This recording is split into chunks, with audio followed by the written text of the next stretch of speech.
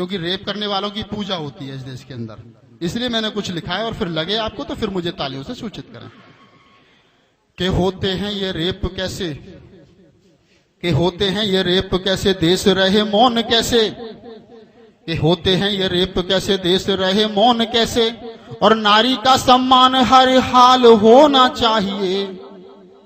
और बनती है ये सोच कैसे, दोषी कहां कौन कैसे, चर्चा इस पर भी सरेआम होनी चाहिए। पहले इस पे चर्चा होनी चाहिए कि सोच कहां से बनती है ऐसी। अब मैं बताता हूं साहब सोच कहां से बनती है।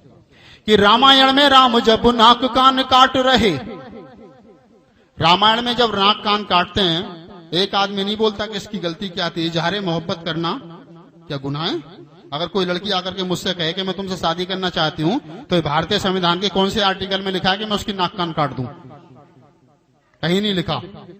लेकिन वहां औरत के साथ अत्याचार हुआ, उसी रामायण में लिखा, ढोल गवार शूद्र पशु नारी ये चारों ताड़न अधिकारी।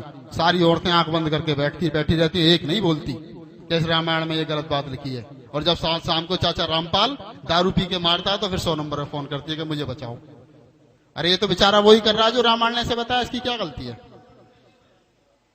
तो मैं कहता हूं कि रामायण में राम जब नाक कान काट रहे, और तुलसी जी तो औरतों को पशुओं के संग डांट रहे। कि रामायण में राम जब नाक कान काट रहे, तुलसी जी तो औरतों को पशुओं के संग डांट रहे। तो ऐसी रामायण को तो फिर फाड़ देना चाहिए, नारी का सम्मान हर हाल होना चाहिए। और बनती है ये सोच कैसे, दोषी यहां कौन कैसे, चर्चा इस पर भी सरेआम होनी चाहिए। आज एक कानून देश के अंदर बना जिसको कहते हैं पोस्को कानून। देखने पर इतनी सजा, घूरने पर इतनी सजा, पीछा करने पर इतनी सजा, फफ्तियां कसने पर इतनी सजा। तो अब आप हिसाब लगाओ इस देश में कृष्ण जी को कितनी सजा होनी चाहिए। अब आप हिसाब लगाएं। भाई साहब शांति से बैठ जाएं, ध्यान भंग होता है, बाद में खा लेना समोसे। कि अब कृष्ण जी को कितनी सजा होनी चाहिए आप सोचें। कि नहाती हुई औरतों को कृष्ण जी यूं ताड़ रहे, ताड़ना कहते हैं देखने को, टकटकी मार के देखना, लगातार देखना। कि नहाती हुई औरतों को कृष्ण जी यूं ताड़ रहे, और कपड़े लेकर पेड़ से वो काम में दहाड़ रहे।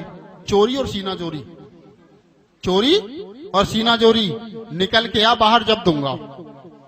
उस चोर, उस लुच्चे, उस गुंडे को किसी ने सजा नहीं दी, उसे भगवान बना दिया हमारी औरतों ने। बाबा साहब के जन्मदिन कब आया कब गया इन्हें पता नहीं, लेकिन जन्माष्टमी को जरूर बढ़ती रहेंगी। ये हमारे समाज की औरतें जन्माष्टमी को जरूर बढ़ती रहेंगी। हमारे यहाँ बुलंदशहर में कहते हैं कि लोड़ा होए अहीर के भूखों मरे चमार। लोड़ा होए अहीर के और भूखों मरे चमार, यानी अहीरों के तो कृष्ण जी पैदा हुई और सारी चमारी बेमतलब भूखी मरे। इनकी कौन सी रिश्तेदारी थी मुझे आज तक पता नहीं चली। ये समस्या साहब इस समाज की। हम लोग अपना इतिहास नहीं पढ़ते। जैसे वो पंडित जी का हिसाब अभी भैया बता रहा था हमारा नाटक के माध्यम से, कान में कर दी कुर तू चिला में गुर, जैसे पंडित जी ने बहका दिए वैसे बहक गए। तो हमको इस दिमाग का इस्तेमाल करना पड़ेगा, सोचना पड़ेगा, जो आदमी पूजनीय है उसी की पूजा की जाए। कि नहाती हुई औरतों को कृष्ण जी यूं ताड़ रहे, कपड़े लेकर पेड़ से वो काम में दहाड़ रहे। तो कृष्ण जी पर भी तो फिर केस होना चाहिए, नारी का सम्मान हर हाल होना चाहिए। तो कृष्ण जी पर भी तो फिर केस होना चाहिए, नारी का सम्मान हर हाल होना चाहिए। और देखो आपने देखा होगा, हम तो छोटे थे जब रामानंद सागर की वो आती थी महाभारत, सारे बहुत टीवी बिकवाए थे रामानंद सागर ने उस जमाने में, black and white TV portable, सारे बनिए करोड़पति बना दिए साहब टीवी वाले उसने। और औरत लड़ती थी कि रोटी बना के जब दूंगी जब टीवी ले आएगा, वो अपनी भैंस बेचे या कट्टा, टीवी जरूर लाएगा। तो सारे बनिए करोड़पति बना दिए उसने, उसकी रामायण ने। तो महाभारत में द्रौपदी का कसूर क्या था? क्या गुनाह किया था द्रौपदी ने? जुआ खेले पति और कपड़े उतारे जाए पत्नी के, ये कौन सा कानून था भाई? और उन्हीं जुए खेलने वालों को, औरतों को हराने वालों को हम कहते हैं कि ये बहुत बढ़िया थे साहब।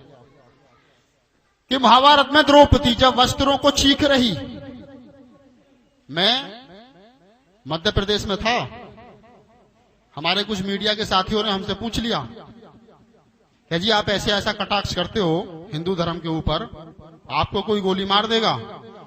मैंने कहा भाई साहब जब बचपन में स्कूल में पढ़ते थे तो प्रेयर में एक लाइन आती थी कि जिस देश जात में जन्म लिया बलिदान उसी पर हो जावें। और अगर आज वो दिन आ गया है तो राहुल नागपाल पीछे नहीं हटेगा।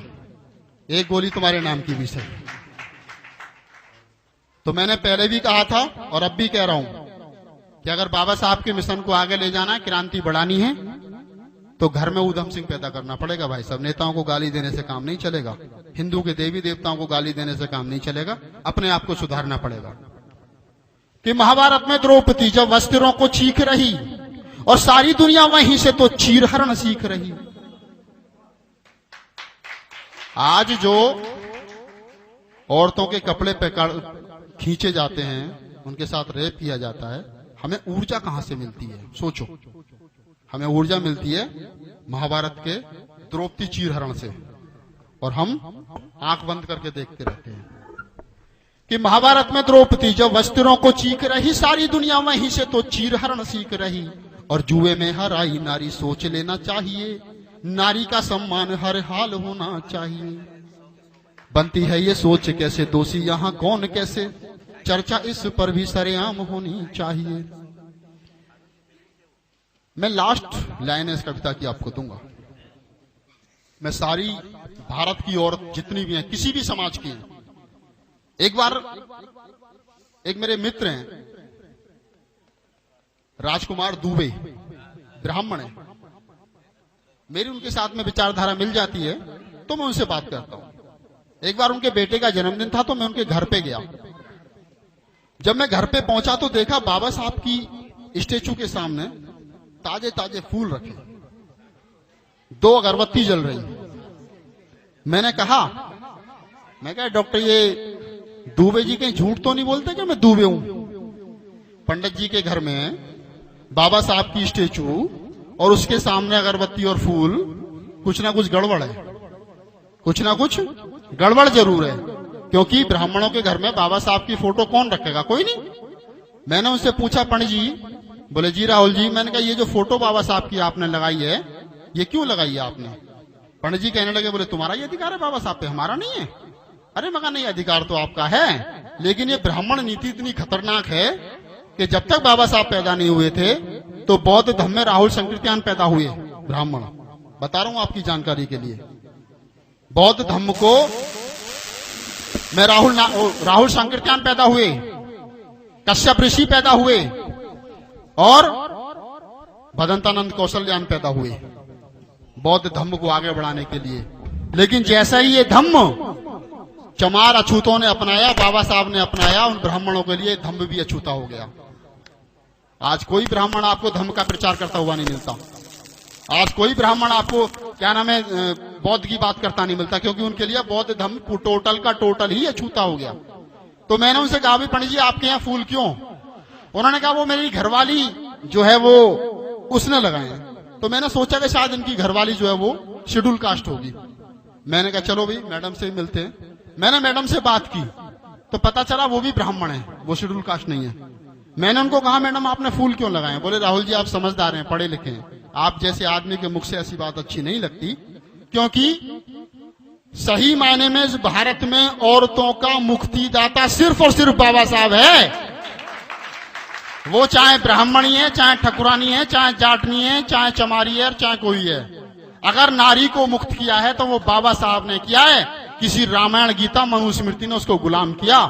1964 में जब इंदिरा गांधी देश की प्रधानमंत्री बनी तो उसने कहा कि मैं पढ़ी, मैं लिखी, मैं इस उच्च पद पर आसीन हुई, लेकिन यहां तक पहुंचने के लिए बाबा साहब के संविधान की मेहरबानी है कि मैं इस देश की प्रधानमंत्री हूं। अन्यथा हिंदू के देवी देवता और हिंदू के धर्म ग्रंथों किसी औरत को पढ़ने लिखने और किसी उच्च पद पर आसीन होने का अधिकार ही नहीं देते।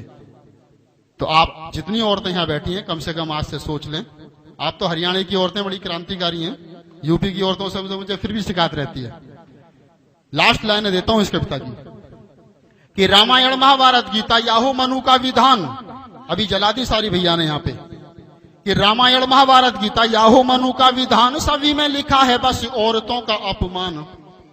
किसी में तुम्हारे लिए लड्डू नहीं लिखे, सब में लिखा है। किसी में लिखा है भोग की चीज है, किसी में लिखा है यूज करने की चीज, और किसी में लिखा है दारू पी के जितना मार सकता है मार, तेरा कोई कुछ नहीं बिगाड़ेगा। ये तो बाबा साहब की मेहरबानी कि आप 100 नंबर डायल कर देते हैं कि रामायण महाभारत गीता याहो मनु का विधान, सभी में लिखा है बस औरतों का अपमान, और भीम के विधान से तो न्याय मिलना चाहिए। नारी का सम्मान हर हाल होना चाहिए। बनती है ये सोच कैसे, दोषी कहाँ कौन कैसे, चर्चा इस पर भी सरेआम होनी चाहिए। ठीक है सर, थैंक यू, बहुत बहुत धन्यवाद आपको। धन्यवाद राहुल नागपाल जी।